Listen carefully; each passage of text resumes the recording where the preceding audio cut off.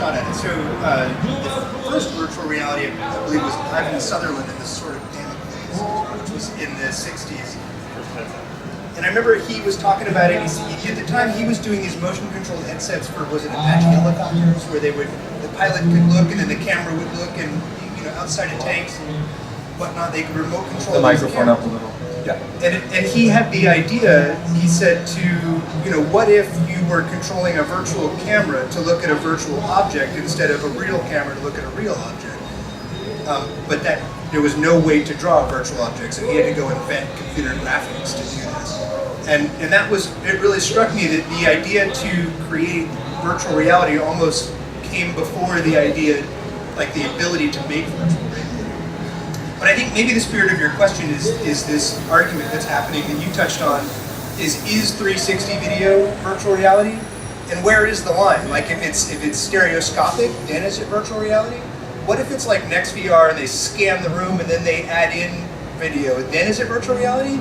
What is it if it's a Lytro camera and they're doing full light field video, then like when does it become virtual reality? There's a lady named Shauna Heller. She said it's virtual reality when virtual reality knows you're there. And that was kind of what you were saying, where it's like when it becomes interactive, when it crosses the digital divide, when the humans and the computers are truly working together to create something, is when it becomes virtual reality. Yes. Yeah, I know. I just feel like throwing off this a bit. I went go-karting a few weeks ago, and go-karting showed me the huge gap between what reality actually can be in our current VR. VR is a continuum in all these definitions. It's like arguing over what art is. It's kind of, it's fun. Yeah. Driving around in a go-kart, you slide, you feel physics, you feel force, you're being whirled about, you're looking over and seeing other cars coming at you. Like there's so much more to reality than what we have right now with our headsets, and that's part of what makes me excited. Another important distinction is VR versus AR. I get asked this a lot. AR is another screen stuck to your face technology, which 4 years ago was really widely touted on. Oops, it's my driver's license. By the way, it's very real on this guy. Thank you. Don't look at that. We will find out how tall. Yeah, you don't want to know how tall I am. You don't want to see it. Anyway, AR, remember people were talking about these augmented reality things where you take your iPhone and put it on something and see like something in your magazine pop out at you, right? Augmented reality is technologies which merge something synthetic, something digital with something real. And these days people are putting AR in your face, like Google Glass, Magic Leap is doing this, Meta is doing HoloLens, Meta is out as well. And so there's this big division you should know about between VR, where everything you experience is synthetic, and AR, which is a mix of something synthetic and something real. There are two kinds of AR. One is video see-through, where it's like a video feed of the real overlay, and there's optical, where it's like a semi-transparent image that you see through like the HoloLens. So these are, I don't know, the VR versus AR distinction. I'm not answering your question, I'm just rambling. Imagine 20 years from now, like right now we look at VR video and we go, is that really VR?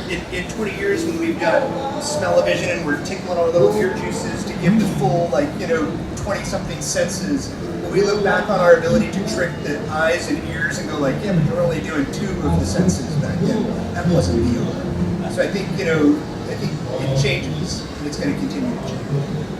Great. Now, all of you on the panel, you've all had a chance to evaluate the landscape of VR before you jumped into what you're all working on. So, looking at the opportunities of virtual reality and the people here that are wondering about their opportunities, or developers that are working on things, what are the opportunities that you saw coming that made what you're doing important to you? Since you're holding the microphone, and you have a very large virtual reality community in Los Angeles. So my own entry point to virtual reality is of course I tried it in the 90s and it was interesting and fun. It wasn't quite there yet, but I have been doing motion capture since then. And on the motion capture stages, we were using the virtual cameras to, pre-visualize these amazing worlds, and we could take actors and set them in those virtual worlds and look at it and say, move that tree over there or whatnot. So for us, it was a very useful tool. And a lot of those same technologies are what, are in play. So it was familiar to me, and I saw it. But what I'm starting to see now is, and this is not, I think, the big answer, but it is a answer that I find interesting, virtual reality on film sets. So now we can take I remember we were working on Christmas Carol, and Jim Carrey comes out on stage, and we've got 300 something cameras and all these like boom mics, and he's wearing gloves, and he's got a helmet cam, and he's wrapped in technology, and he walks out there and he goes, I'm supposed to pretend like this is 18th century London? Like, nothing could be further from the truth. And that was the moment when it first hit me, like, what if we could put a headset on him and he could look around and see all these other actors and digital props as, Scrooge's office, and then take it off and just remember and then go act his scene. Could we never replace Jim Carrey with anyone? Not any actors anymore, right? It's real. No, that was my question for you. Do you think we could replace actors with real people because we could just simulate scenes? I don't know if that's part and parcel of the virtual reality, but yeah, we're doing that. There's a movie called The Congress that explores that, where this young actress sells her likeness to some big Hollywood studio, and then she goes on to create movies that she never agreed to star in, or play in roles that she never agreed to be a part of. And so, having made a lot of digital doubles of actors, I've seen the worries and contracts, and it's deep to think that you build a digital double of Brad Pitt, and then later on we have him kick puppies and eat babies in movies or something, like things that he would never do. And now, if we've got a digital puppet of him, we can make him do whatever we want. Yeah.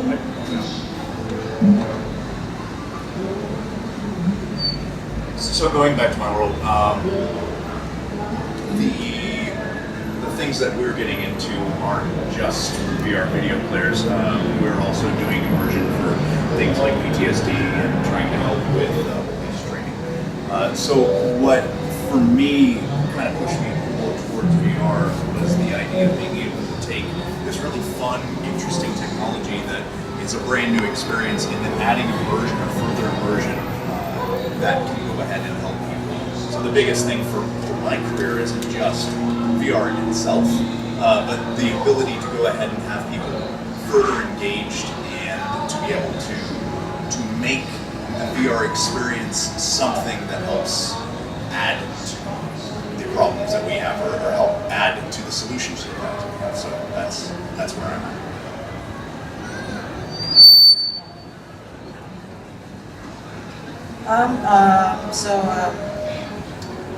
I started out doing motion capture stuff, and so I wanted to do that because I like the whole virtual filmmaking, virtual production, and be on this. You can replace, you can be in any world or set, whenever you can move the camera everywhere, anywhere you want, and it feels like it feels like you have. You can go beyond your imagination and do whatever you want, and so in virtual reality, instead you could actually be in that world and be the actual user instead of being the camera. And so Exactly. Do we have other speakers? Watch out. And so I really like video games, and I like how you can be immersed in these worlds and have choices and tell stories in a way that. So I like the medium of games, and that you can actually be in that world, have choices, and you can experience stories in ways that movies can't experience. And so that goes the same thing with virtual reality. When I worked in a thematic group of immersive journalism pieces, and there are a lot of times when people try out these virtual reality experiences, and these are like real reenactments. People were crying and feeling like they were actually there, and that they didn't want to experience that again, or they would, or it depends on the person but I do like the whole empathy on that side, and being able to see things the way in the world that you haven't seen before. Like there's a huge difference in VR compared to seeing something on third perspective. So, yeah, I mean, a good example would be like the GTA games.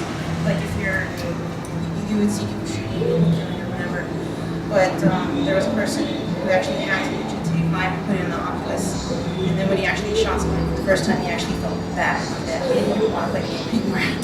And that's why you don't see a lot of first-person shooter games in VR, or at least killing or shooting people in VR, if you noticed. Because they'll actually feel, oh crap, I actually killed somebody. So that's a huge gap, but transition from, oh, guys, being cool and badass versus being cool and badass, but I shouldn't have kind of bad because that person has a family and I shouldn't have. So yeah. And now just